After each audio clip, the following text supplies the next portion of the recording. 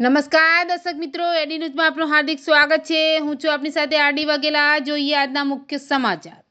Ankleshwar police અને સુરક્ષા સેતુ society દ્વારા વયસ્ક નાગરિકો માટે માર્ગદર્શન સેમિનાર યોજાયો। અંકલેશ્વર શહેરમાં આવેલ JNPT લાઇબ્રેરી ખાતે જિલ્લા પોલીસ વિભાગ અને સુરક્ષા સેતુ સોસાયટી દ્વારા વયસ્ક નાગરિકો માટે સેમિનારનું આયોજન કરવામાં આવ્યું હતું।